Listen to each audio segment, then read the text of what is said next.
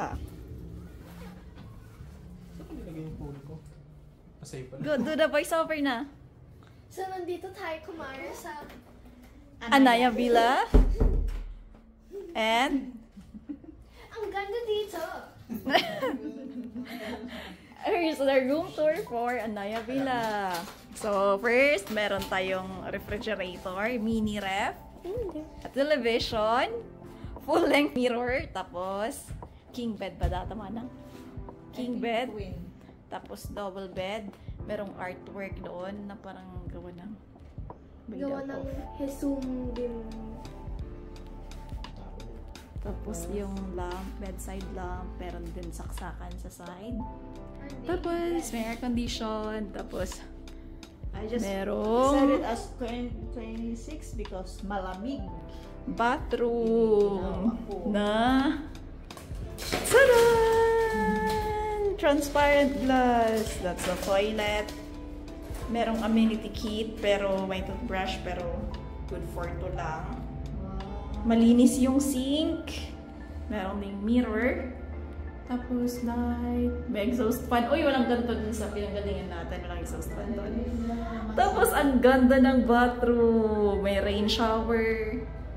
Meron ding Netflix.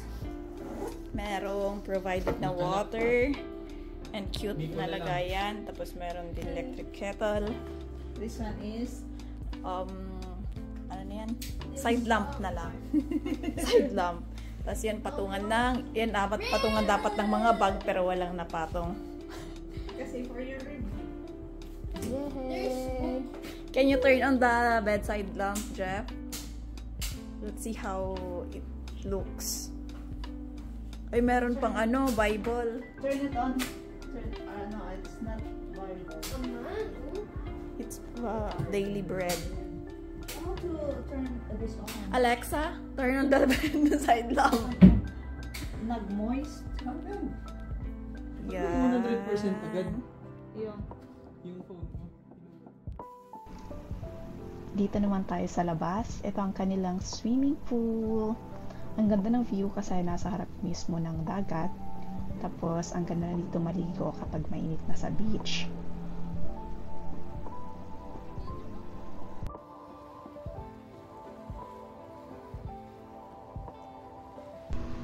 Ito naman ang beach sa harap mismo ng villa.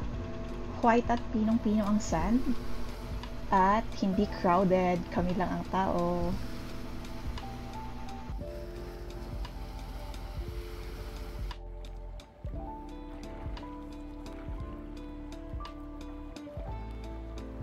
Ito naman ang view kapag nasa dagat.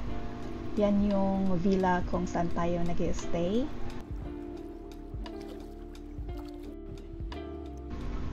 Ganyan kalinaw yung tubig, oh. Kitang-kita yung sand formation sa ilalim. Super ganda ng dagat kaso may sumusubot na shokoy. Ada pinagdaan na pogi.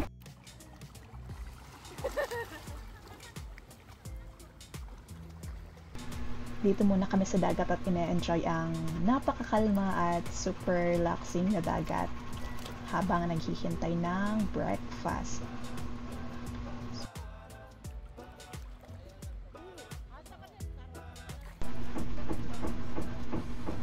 So, yan lang for today's video. See you in the next video. Kakain na kami.